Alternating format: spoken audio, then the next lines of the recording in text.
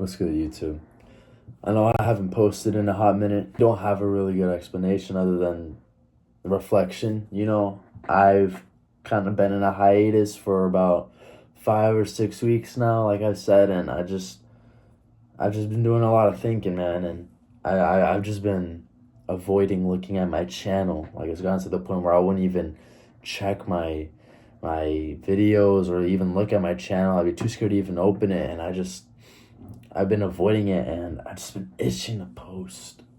I've been itching to post about something like this because recent events have shown that it's more imminent now than ever. And I could call me a pessimist, call me naive, whatever it is, but it's everywhere, and I had to take time off. I mean, I deleted Instagram, I deleted TikTok, deleted Snap, deleted everything, Facebook, everything, and I've just had YouTube, to learn and stuff, because this is such a valuable platform. If you have not utilized it to learn many things or many endeavors of yours, man, please lock in and use this tool. But anyways, I've been off, and I've been reading books. I've been reading so many books, all types of books that I've just been reading, and I just do this all alone in my alone time, and I'm trying to develop knowledge.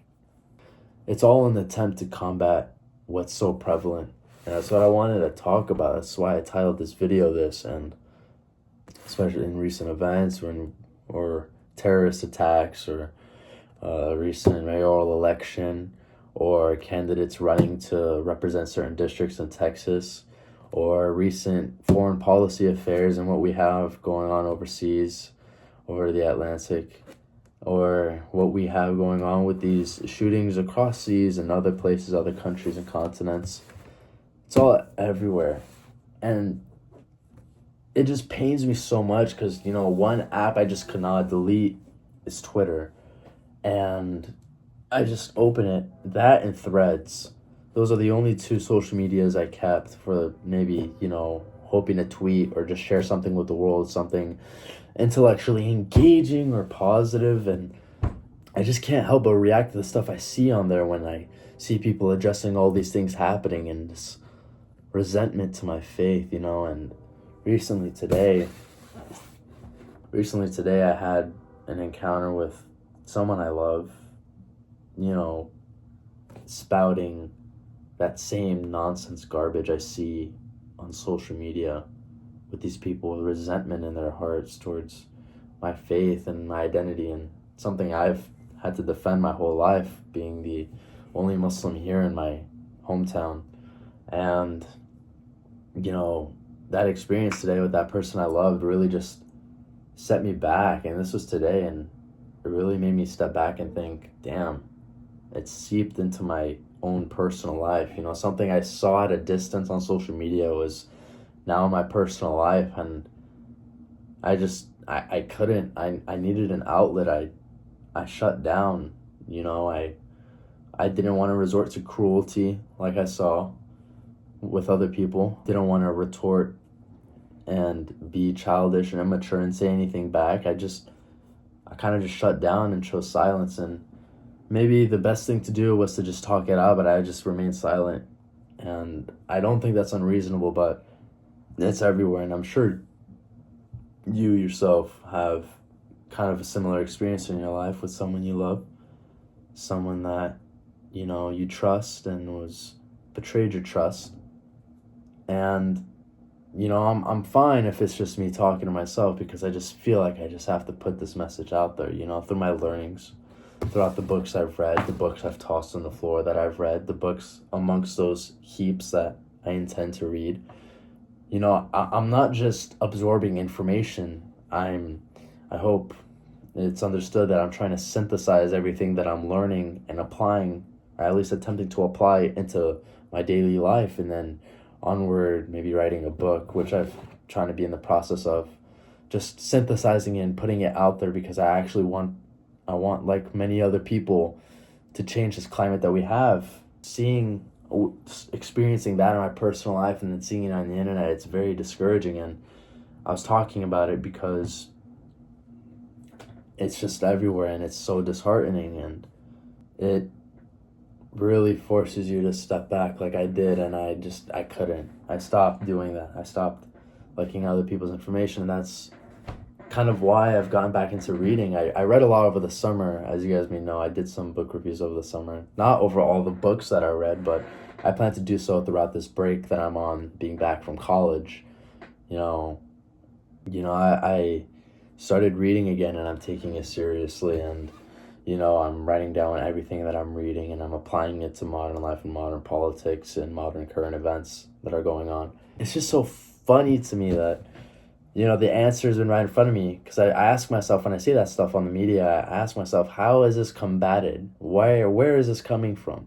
Why do we have the views and perspectives that we hold as a society, whether it be the West or whether it be observing the East? And, it's things such as what is considered the Orient, for example, in this book, Orientalism, or whether it be principles that govern modern societies, like Machiavelli talks about in The Prince, and how certain leaders take on certain roles. So many facets to this conversation, and through reading all these books, I'm understanding the structure behind everything and the framing. And it's just so important for people to understand that knowledge, reading these things and observing this and understanding the framing and the structure of everything, is what helps combat that bigotry. Because it's just straight up BS.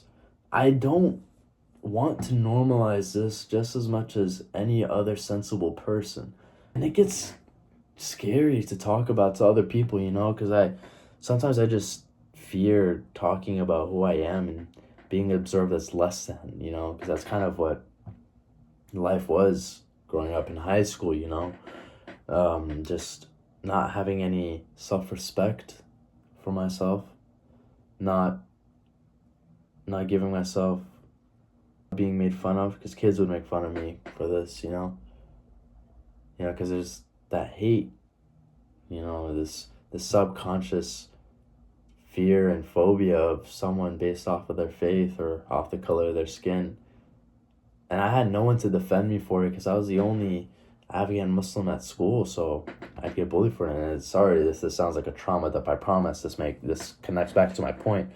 But I'd shut down, and it's thousands of insults and comments I'd have to take in throughout my entirety of school back in those days. And now I'm here transitioning into college. Well, I'm not there physically right now, but I don't like talking about it. I don't want to go back to that time in history, because I just really hurt me, man.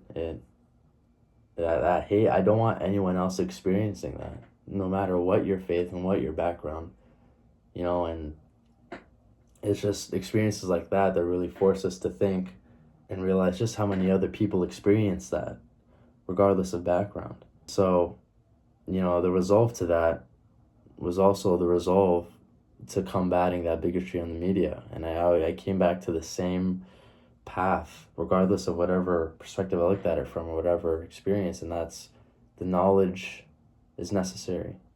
The knowledge that you obtain, whether it be through reading or studying or understanding the universe or the politics around us, it's the only way you can truly combat this bigotry. And these reflexes to judge someone off the basis of their skin, to your actual intellect, you can close that distance by actually learning before it actually becomes ignorance. So that's how it is. So thank you for listening, and I'll see you guys in the next video.